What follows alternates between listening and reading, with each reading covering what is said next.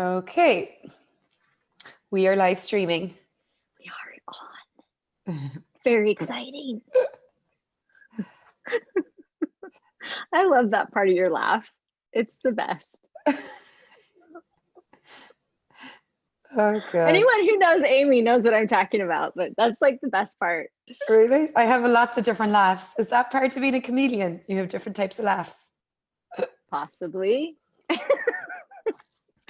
Oh, this is going to be an interview with Cara Wright where she just like maybe like I never do that. That's nothing. I know nothing of what you speak of right now. 1 second. I can see we're live. I'm just trying to get it up so I can share it. I'll just do cool hand movements until my phone is frozen. Hi, I just everyone. put Facebook back on my phone. Welcome.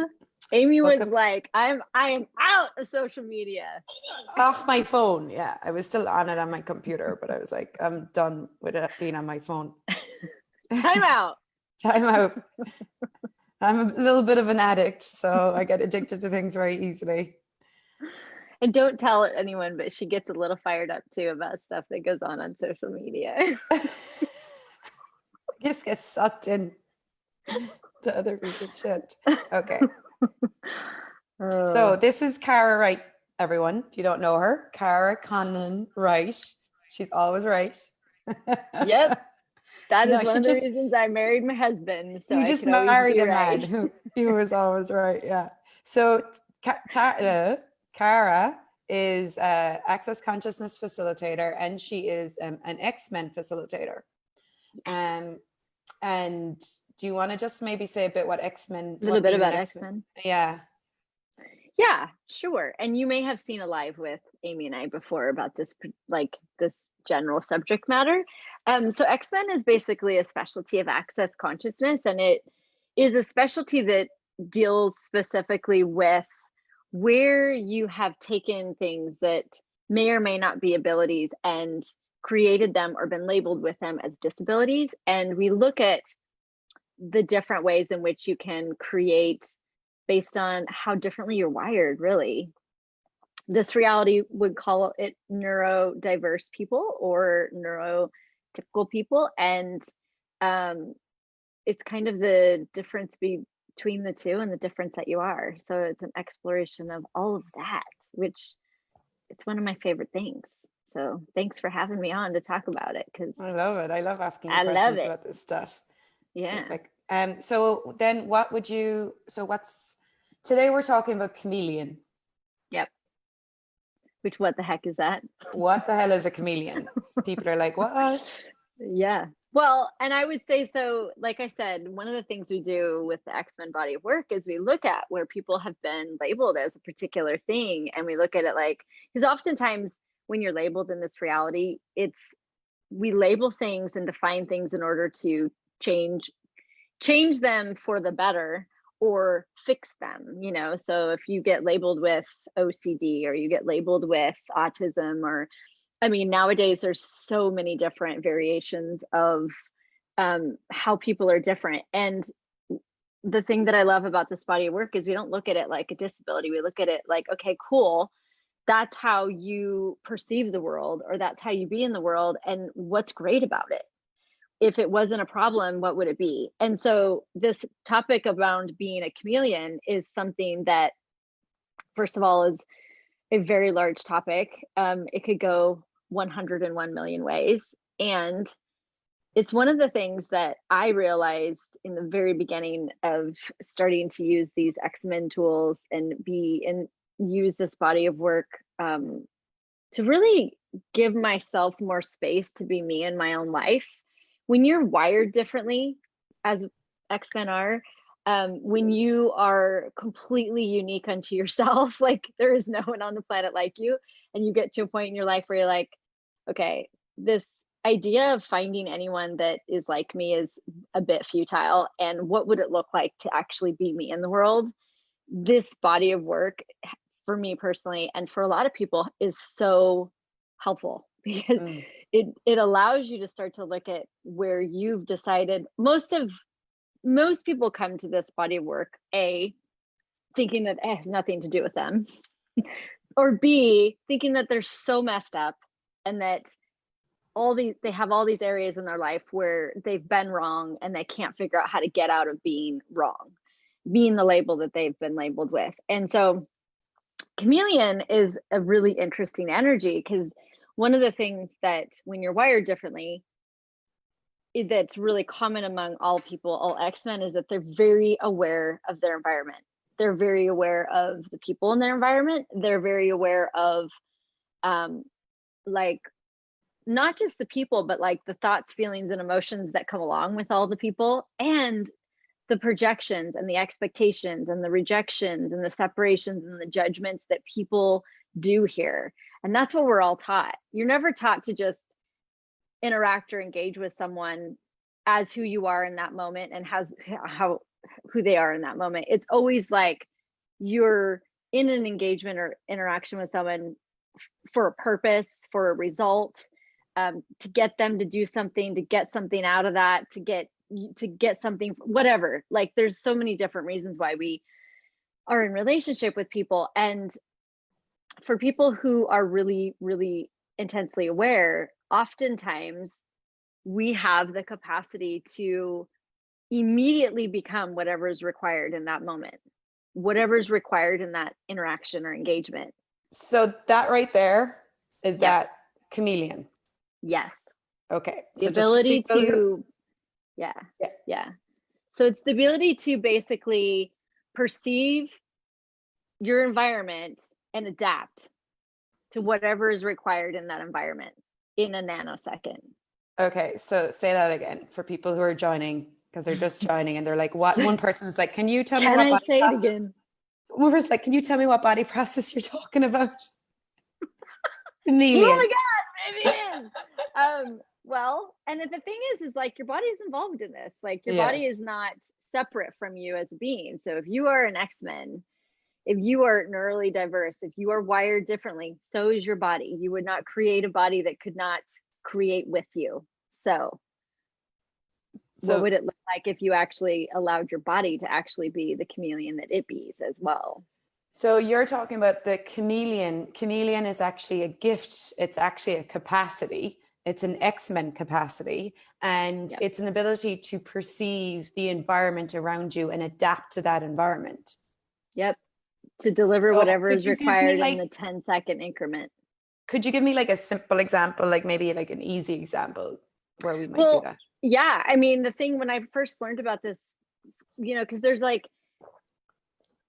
a lot of ways where people will make themselves wrong for being a chameleon, because we've all heard this reality's version of like, you need to be yourself, but it's from the perspective of that is some sort of defined space that you decide who you are, you conclude who you are, and then you are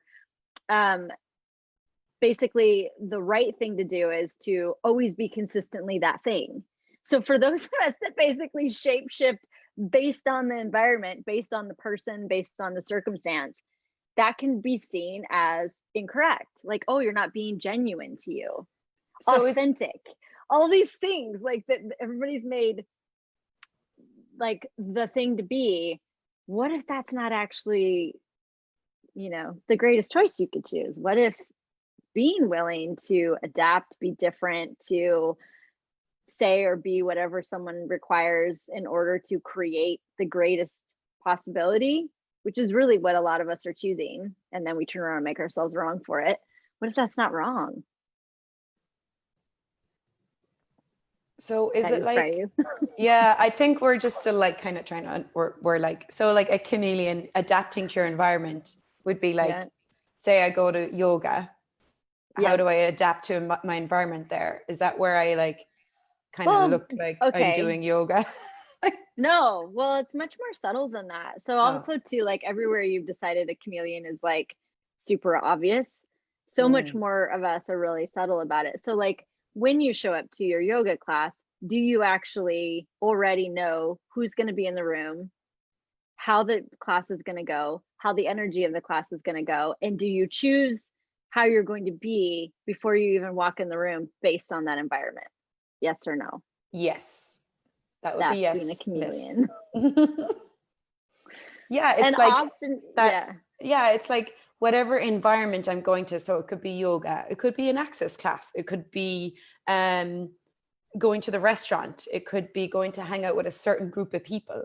It's like I change according to each situation. Like I'm a different person in each situation. Yep. And have you ever made yourself wrong for that? Yeah, I think I'm not being me. Exactly.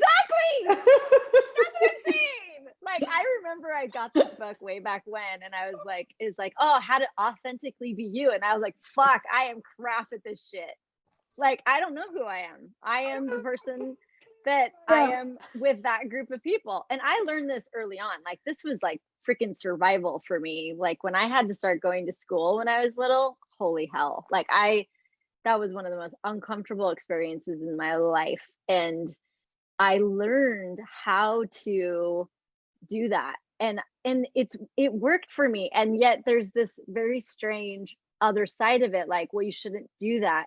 And we also have a lot of conversations around like being you, and like being you, the change in the world. Like, if you are familiar with Access at all, like that is something that we talk about a lot.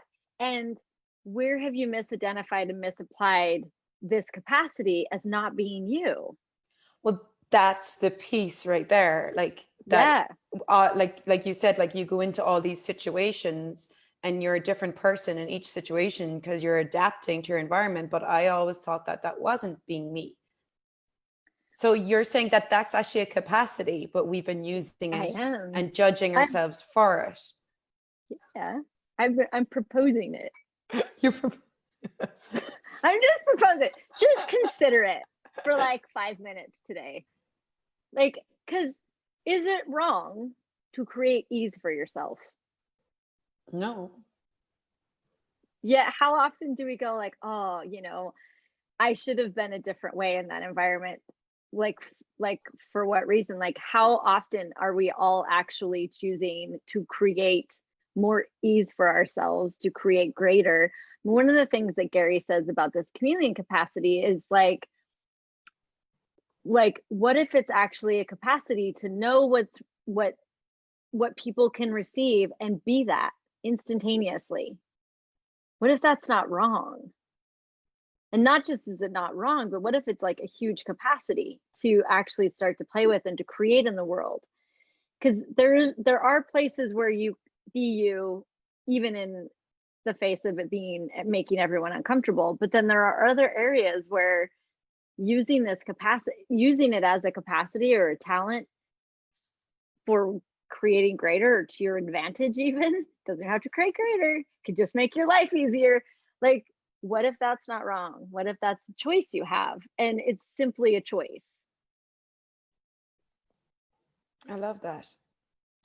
It's like, because it's also like not about what you say either. It's like who you're being when you're in these different environments. Because I was just seeing there how like I have like so many different environments that I play in. Yeah.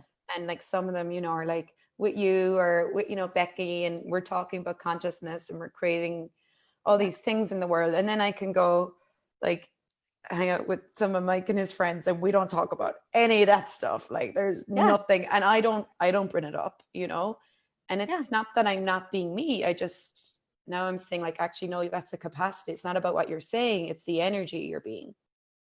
And it's your willingness to be aware of like what people can receive and, and what they can't, and like being that energy. And it's actually one of the things that I've heard Gary and Dane talk about a lot. And actually Shannon O'Hara was one of the first people that really brought this to my universe, was like, it's actually it's a kindness to be able to know what people can receive and actually deliver what they can receive and not deliver more, not be like in their face, like, and so what if, this is one of the greatest things about you that you've just never actually explored because you decided it's not a great part of you, or it's wrong, or you shouldn't be that way, or you're not being you, or all the stuff, all the things that we do.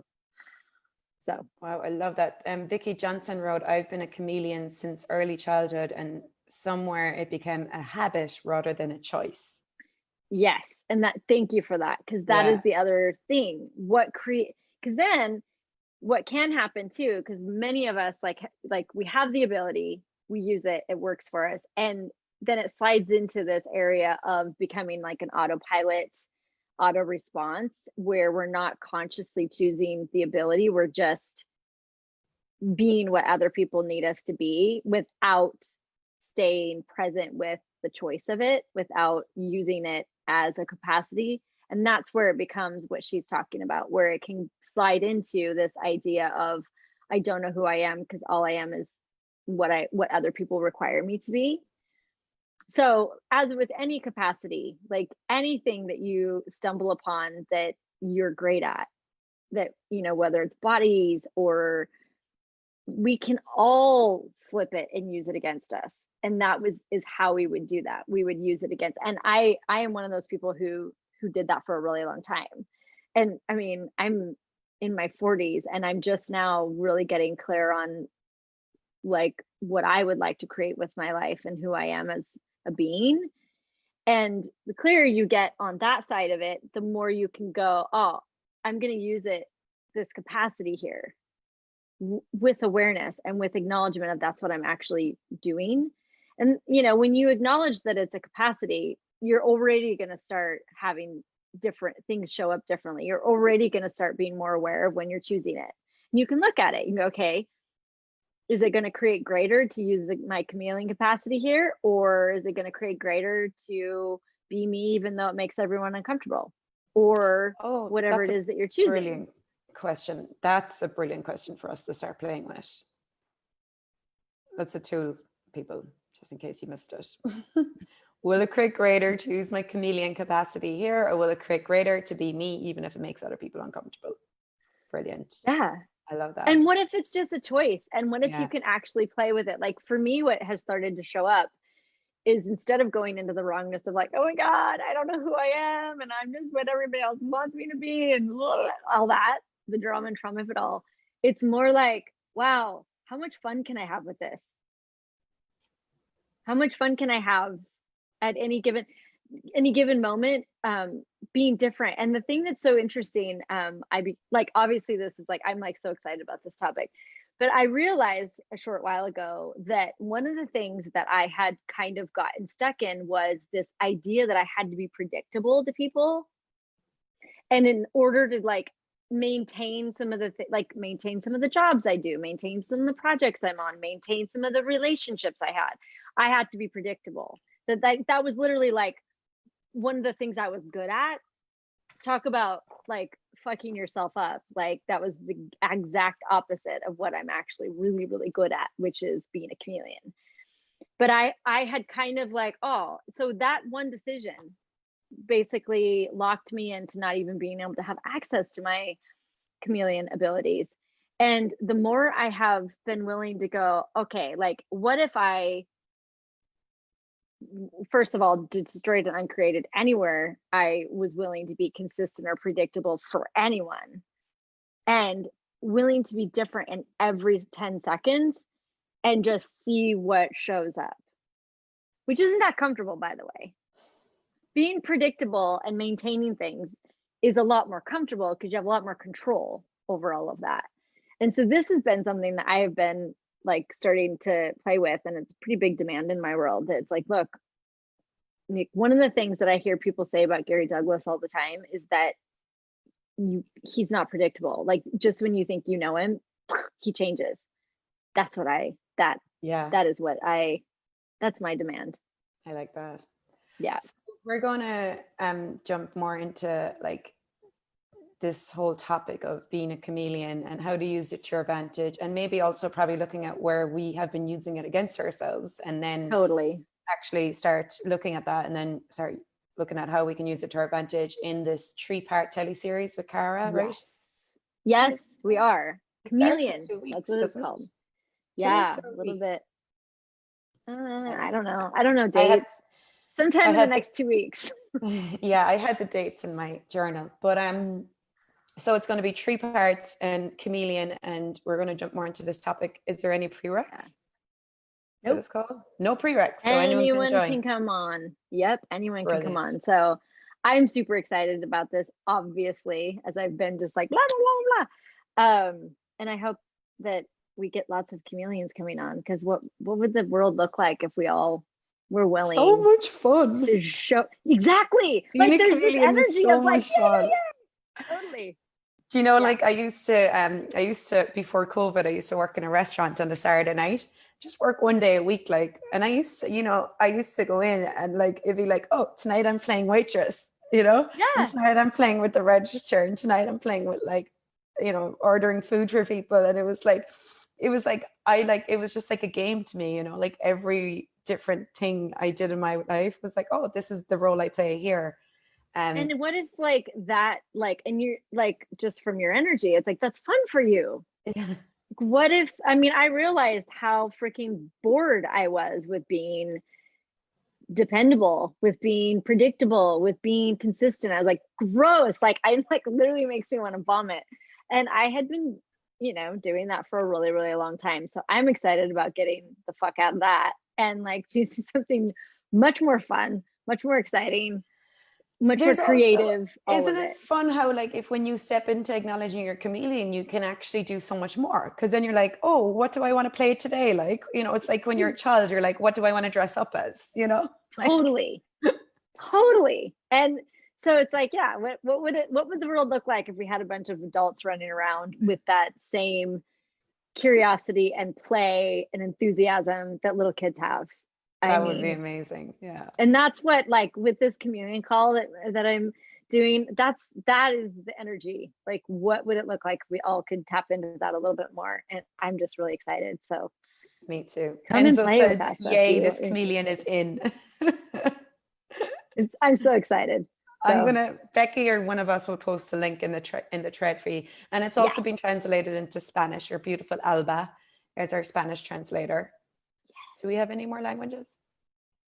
Not yet, but if you would like a language, we can create it. Yeah, let us know.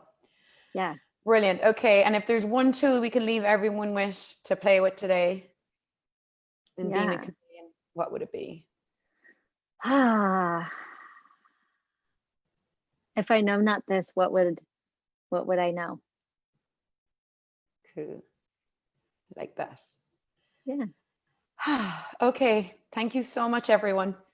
Thank you, everyone. Thanks, Cara. See you soon. Bye. Bye.